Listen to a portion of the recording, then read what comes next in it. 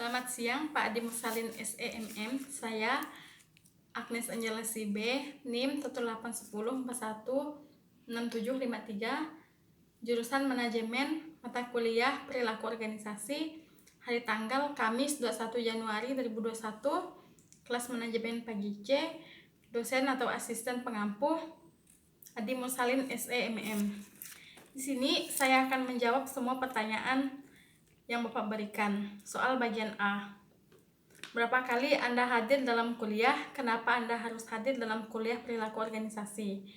Saya hadir dalam kuliah perilaku organisasi ada 13 kali. Kenapa saya harus hadir dalam kuliah perilaku organisasi? Karena perilaku organisasi mata kuliah yang wajib dan harus saya hadiri. Soal yang kedua, sebutkan dan jelaskan tugas terstruktur yang sudah saudara buat dan manfaat apa yang saudara peroleh mengerjakan tugas terstruktur tersebut. Yang pertama, meringkas teori komunikasi organisasi. Manfaatnya supaya kita memahami teori-teori komunikasi. Yang kedua, teori kepemimpinan. Manfaatnya supaya berguna bagi kita sebagai pemimpin.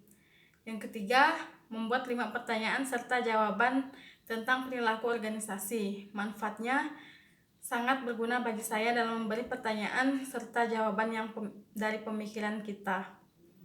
Soal yang ketiga, manfaat apa yang saudara peroleh mempelajari perilaku organisasi melalui Google Classroom?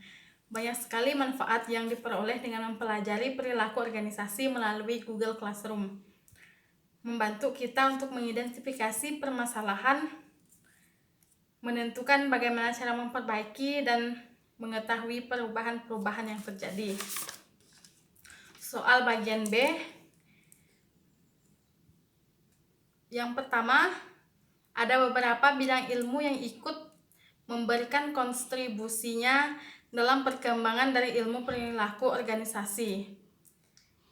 Ada psikologi, sosiologi, antropologi, ekonomi, ilmu politik, dan sejarah. Soal yang kedua, pengertian organisasi dan unsur-unsur organisasi. Jawabannya, organisasi adalah wadah atau tempat berkumpul bagi sekelompok orang untuk bekerja sama secara rasional dan sistematis dengan cara yang terkendali dan dibimbing untuk mencapai tujuan tertentu dengan manfaat sumber daya yang ada. Unsur-unsur organisasi ada personil atau men, kerjasama atau teamwork, tujuan bersama, peralatan, lingkungan, dan sumber daya alam. Soal yang ketiga, bagaimana hubungan organisasi dengan manusia? Manusia adalah makhluk sosial, artinya dia tidak bisa hidup seorang diri. Jadi, setiap manusia harus memiliki lingkar sosial yang luas. Soal yang keempat, uraikan jenis-jenis kekuasaan yang Anda ketahui. Ada kekuasaan legislatif, kekuasaan eksekutif, kekuasaan konstitutif, kekuasaan yudikatif, kekuasaan eksaminatif atau inspektif, kekuasaan moneter, dan kekuasaan vertikal. Soal yang kelima, apakah yang dimaksud dengan persepsi? Pada prakteknya, kadang-kadang terjadi kesalahan dalam mempersepsikan orang lain. Sebutkan dan jelaskan kesalahan dimaksud. Persepsi adalah suatu proses penilaian atau tanggapan terhadap suatu stimulis atau rangsangan oleh suatu individu melalui indera yang diserap, sehingga individu dapat memahami dan mengerti dengan stimulus yang diterimanya tersebut. Kesalahan dalam mempersepsikan orang lain. Sebutkan dan jelaskan kesalahan atribusi, yaitu kesalahan kita dalam memahami penyebab perilaku orang lain. Yang kedua, prasangka. Itu yang dimaksud dengan mempersangkakan seseorang. Yang ketiga, efek halo, yaitu kesalahan persepsi yang disebabkan karena selalu mempromosikan seseorang pada kesan pertama. Soal yang keenam, jelaskan apakah yang dimaksud dengan motivasi. Jelaskan tahapan proses motivasi. Motivasi merupakan yang sangat mudah dijumpai dalam organisasi, terutama berkenan dengan orang-orang yang di dalamnya. Kebutuhan merupakan suatu kekurangan. Dorongan tersebut berorientasi pada tindakan untuk mencapai tujuan. Tujuan adalah segala sesuatu yang akan meredakan suatu kebutuhan dan akan mengurangi dorongan.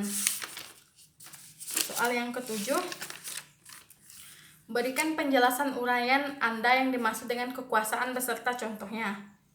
Kekuasaan adalah hak yang dimiliki seseorang untuk melakukan sesuatu.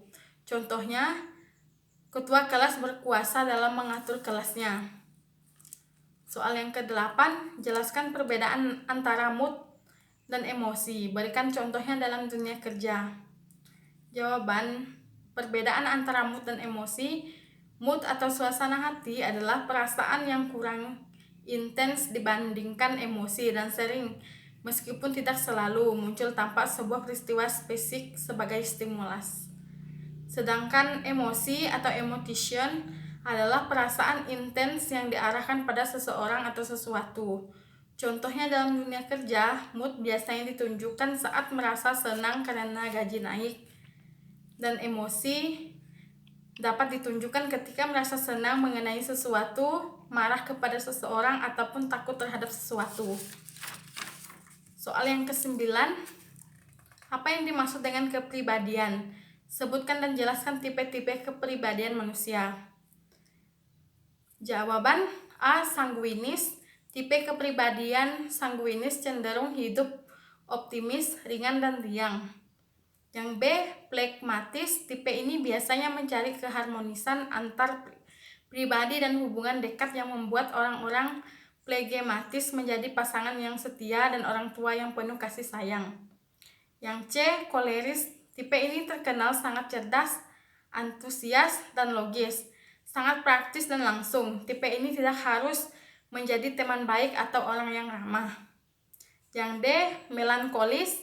Tipe ini rata-rata mencintai keluarga dan teman-temannya dan tidak suka mencari hal-hal baru dan petualang, dan bahkan cenderung akan sangat menghindarinya. Sekian dan terima kasih.